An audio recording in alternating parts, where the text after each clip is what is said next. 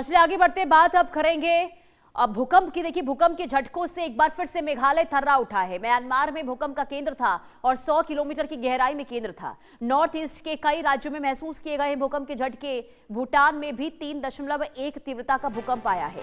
आपको बता दें कि नॉर्थ ईस्ट में पिछले कई महीनों से लगातार भूकंप आ रहे हैं। कभी मणिपुर तो कभी मेघालय और कभी सिक्किम। लगातार आ रही भूकंपों के कारण लोगों में दहशत है। सवाल ये कि क्या ये बड़ी तबाही के संकेत हैं? पृथ्वी की सतह के नीचे मौजूद टेक्टोनिक प्लेटों के लगातार खिसकने और उनके किनारों पर तनाव बढ़ने के कारण बार बार भूकंप आते हैं। और भारत में हिमालयी क्षेत्र, इंडियन प्लेट और इसके अलावा यूरेशियन प्लेट के टकराव या फिर सक्रिय फॉल्ट लाइनों के ऊपर स्थित होने के कारण अक्सर कंपन महसूस होता है।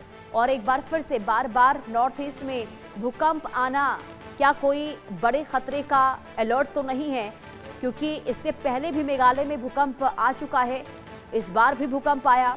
यानी कि लगातार बार बार भूकंप आने का क्या कारण है?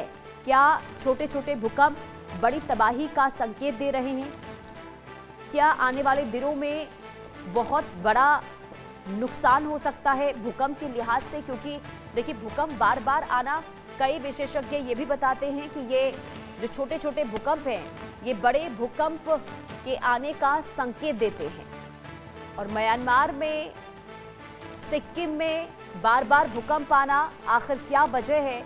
ये बहुत बड़ा सवाल है। आरजू सेठ संवाददाता तमाम जानकारी के साथ जुड़ चुकी हैं। आरजू, म्यांमार में एक बार फिर से भूकंप के झटके महसूस किए गए, जानकारी दीजिए, कहां केंद्र था और क्या कोई नुकसान की खबर?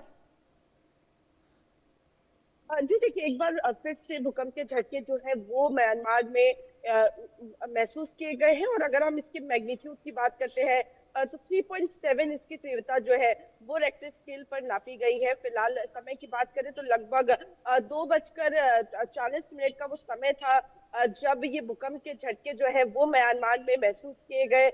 लैटिट्यूड इसका जो है वो 23.65 नॉर्थ की तरफ था, तो वहीं लॉन्गिट्यूड इसका 94.59 ईस्ट की तरफ था।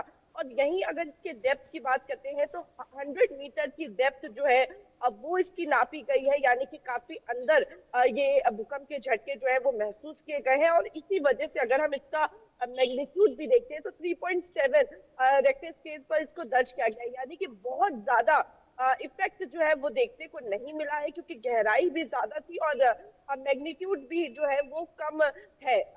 अगर हम बात करते हैं, जब मैग्नीट्यूड जो है वो 5 से ऊपर होता है तब अर्थक्वेक को बहुत बड़ा माना जाता है, जिससे नुकसान के भी जो चांसेस है वो काफी ज्यादा बढ़ जाते हैं। लेकिन फिलहाल मैग्नीट्यूड 3.7 था, इसकी वजह से बहुत ज्यादा कोई असर देखने को नहीं मिला है। हल्के भूकंप के झटके जरूर महसूस किए गए और सुबह का वक्त था तो ज्यादातर लोग जो है वो सो रहे थे। बहुत लोगों को महसूस भी नहीं हुआ है कि भूकंप जो है वो आया है।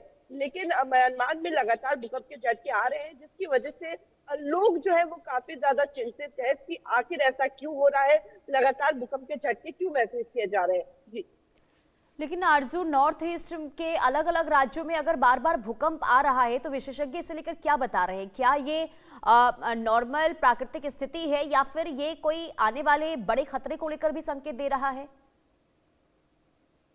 जी बिल्कुल, देखिए अगर हम बात करते हैं नॉर्थ ईस्ट में लगातार भूकंप के झटके जो है वो महसूस किए जा रहे हैं। ऐसे ही अगर हम म्यांमार की बात करेंगे तो म्यांमार में भी काफी जल्दी भूकंप के झटके जो है वो आते हैं। ऐसे में कुछ जोन्स हैं जिसको बांटा गया है जो सेस्मोलॉजी डिपार्टमेंट है उनकी तरफ से, और काफी सेंसिटिव एरिया में, यानी कि जो यहाँ पर काफी ज्यादा सेस्मिक एक्टिविटीज देखने को मिलती है, तो इनको सेंसिटिव एरिया में माना गया है। ऐसे में अगर हम साइंटिफिकली बात करते हैं तो बार बार भूकंप के झटके आना कोई बड़े भूकंप की ओर इशारा नहीं करता है। कई बार कहा जाता है कि जो धरती के नीचे प्रेशर होता है वो छोटे भूकंप के जरिए रिलीज होता है, जिसको एक पॉजिटिव साइन भी माना गया है। जी बिल्कुल बिल्कुल आरजू, लेकिन देखिए जो भूकंप अगर बार बार आते हैं, कई बार तो ये होता है कि देखिए जमीन की सतह के नीचे अगर एनर्जी सही तरीके से पास नहीं हो पाती है, जिसके बाद जो है ऊपर अगर टेक्टोनिक प्लेट्स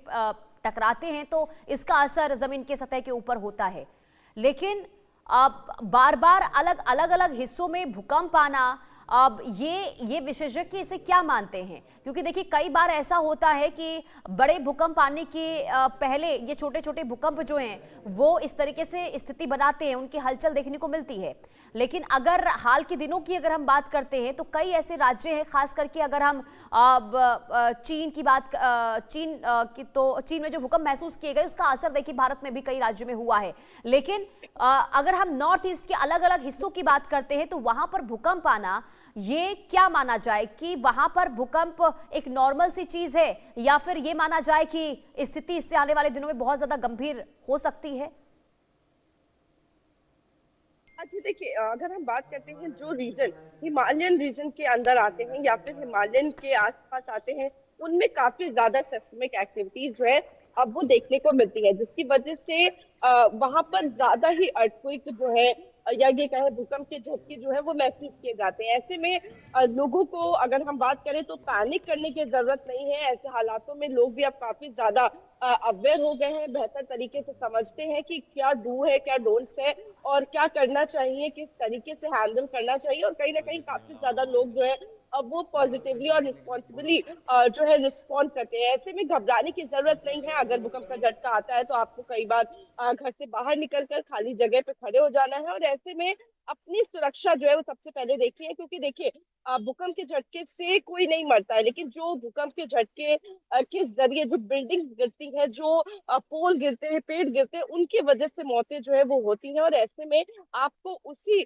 सब चीजों से बचते हुए अपनी जान को बचाना होता है। तो ऐसे में फिलहाल घबराने की जरूरत नहीं है, लेकिन क्या डोंट्स है, क्या डूज है, क्या करना चाहिए क्या नहीं करना चाहिए, उसकी जानकारी लोगों को जरूर होनी चाहिए। जी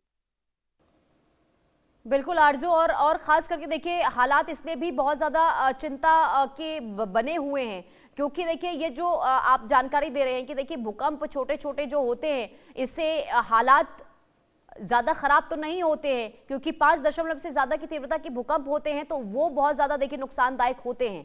लेकिन इसके बावजूद भी क्या अब तक कोई इसे लेकर आकलन किया गया या फिर विश्लेषण हुआ है विशेषज्ञों की तरफ से? क्या उनका कहना है, कोई क्या प्रतिक्रिया सामने आई है?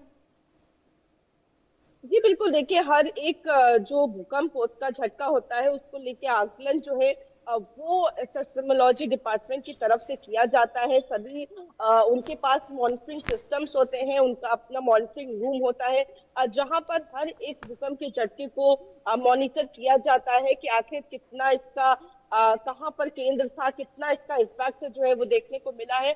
और देखिए जैसे जैसे पहले हमें इतना सुनाई नहीं देता था कि इतने भूकंप के झटके आ रहे हैं, लेकिन टेक्नोलॉजी अब इतनी ज्यादा बढ़ गई है, हर एक इलाके में वो डिवाइस जो है वो मौजूद है जो ये बता पाता है कि धरती के नीचे हलचल जो है वो किस तरीके से हो रही है, कहाँ पर भूकंप के झटके आ रहे हैं। तो काफी ज्यादा टेक्नोलॉजी जो है वो बढ़ गई है, जिसकी वजह से भूकंप की जानकारी जो है वो काफी ज्यादा अब मिलने लगी है। तो कहीं ना कहीं ये इसको पॉजिटिवली भी देखा जा रहा है कि जो एक्सपर्ट्स है वो लगातार इन चीजों को लेकर स्टडी कर रहे हैं और आकलन जो है वो लगातार किया जाता है। जी बिल्कुल आकलन लगातार हो रहा है, लेकिन देखिए चिंता की स्थिति लगातार